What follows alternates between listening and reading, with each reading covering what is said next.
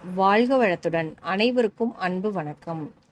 எல்லாம் வல்ல இறைவனின் திருவடிகளை போற்றி பணிந்தும் யாதும் ஊரே யாவரும் கேளிர் தீதும் நன்றும் பிறர்தர வாரா என்கின்ற கணியன் பூங்குன்றனாரின் நிறைமொழியோடும் இன்றைய சிந்தனை பதிவினை வழங்குகின்றேன். வைகறை வைரங்களில் இன்று நாம் காணவிருக்கும் வைரச் செய்தியின் தலைப்பு மாங்கனித் திருவிழா பகுதி 4. வணிகம் செய்துவிட்டு விரைவில் ஊர் திரும்பி விடுவதாக கூறிச் சென்ற பரமதத்தன் ஊர் திரும்பவில்லை. நாட்கள் மாதங்களாகின, மாதங்கள் வருடங்களாகின. அவன் ஊர் திரும்பவே இல்லை. பரமதத்தனுக்கு என்ன ஆயிற்று, அவன் எங்கு சென்றான் என்று உறவினர்கள் நார்த்திசையிலும் தேடினார்கள். இறுதியாக அவன் பாண்டிய நாட்டில் வசிப்பதாக அறிந்தார்கள்.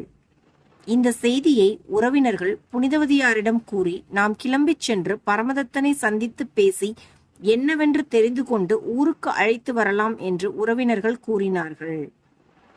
நீண்ட நாட்கள் பிரிவில் இருந்த புனிதவதியாரும் ஆவலுடன் புறப்பட்டாள். அனைவரும் பாண்டிய நாட்டை சென்றடைந்தனர். பரமதத்தன் இருக்கும் இடத்தை தேடிச் சென்றடைந்து உறவினர்கள் மற்றும் புனிதவதியும் அதிர்ந்து போயினர். தற்போது பரமதத்தன் மற்றொரு பெண்ணை மணமுடித்து குடும்பம் நடத்தி வருவதையும் அவனுக்கு ஒரு பெண் குழந்தை இருக்கின்றது என்பதையும் அறிந்து என்ன செய்வது என்று அறியாமல் திகைத்து நின்றனர்.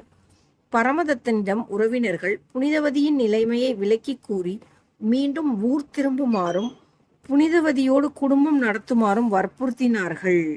வற்புறுத்திய உறவினர்களை நோக்கி, நான் இனி புனிதவதியுடன் சேர்ந்து வாழ இயலாது.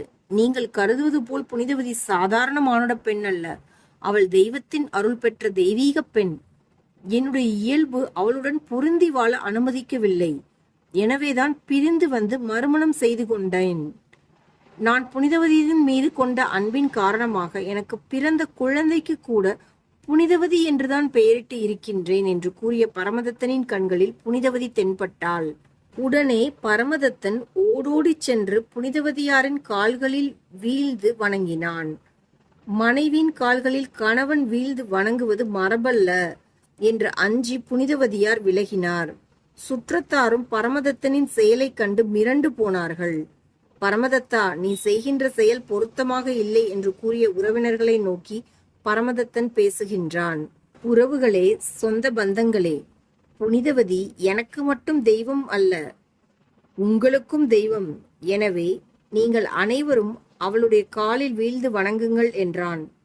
பரமதத்தனின் பதிலுரையை கேட்ட உறவினர்கள் இவனுக்கு பைத்தியம் பிடித்து விட்டது போலும், ஏதேதோ உளறுகின்றான் என்று கிசுகிசுத்தனர். நடக்கின்ற நிகழ்ச்சிகளையெல்லாம் பார்த்து கொண்டிருந்த புனிதவதியாரின் உள்ளத்தில் ஓர் எண்ணம் தோன்றியது. அந்த எண்ணம் என்ன என்பதை, அடுத்து என்ன நிகழ்ந்தது என்பதை நாளை நாள் பதிவில் கூறுகின்றேன். நாளைய பதிவு மாங்கனி திருவிழா என்ற தொடர் பதிவின் இறுதி பகுதியாக அமையும் என்று கூறி இன்றைய நாள் பதிவினை நிறைவு செய்கின்றேன். எல்லா உயிர்களும் இன்புற்றிருக்க நினைப்பதுவே அல்லாமல் வேறொன்றறியின் பராபரமே என்கின்ற தாயுமான சுவாமிகளின் நிறைமொழியோடு இன்றைய நாள் பதிவினை நிறைவு செய்கின்றேன்.